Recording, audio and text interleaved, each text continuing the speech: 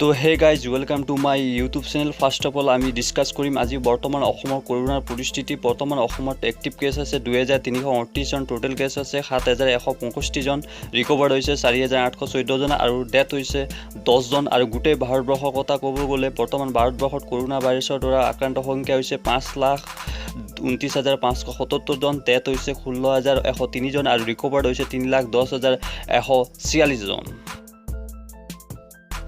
তো এতিয়াও দ্বিতীয়টো খবৰলৈ অসমত বানৰ কবলত 16খন জিলা, প্ৰাণ গ'ল 16 জনৰ।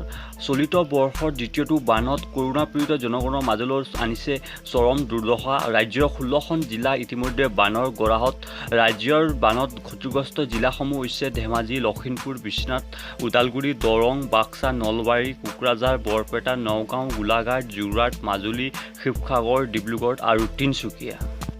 বানত ক্ষতিগ্ৰস্ত ৰাজহ চক্ৰৰ সংখ্যা হৈছে 40ৰো অধিক। শনিবাৰলৈকে ৰাজ্যৰ 70খনৰ অধিক গাঁৱৰ প্ৰায় 12 লাখ হেক্টৰ শস্য নষ্ট হোৱাৰ লগতে 2,53,000 লোক ক্ষতিগ্ৰস্ত হৈছে।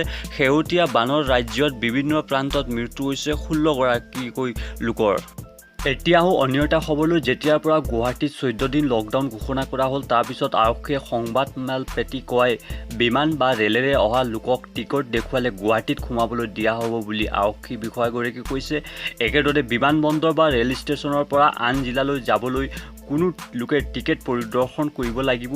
এই সময়ছোৱাত যাতে কোনো লোক অসুবিধাৰ সন্মুখীন নহয় তাৰ বাবে ৰেল ষ্টেচন আৰু বিমানবন্দৰৰ পৰা অসম ৰাজ্যিক পৰিবহণ নিগমে কিছু বাছৰ ব্যৱস্থা কৰিব।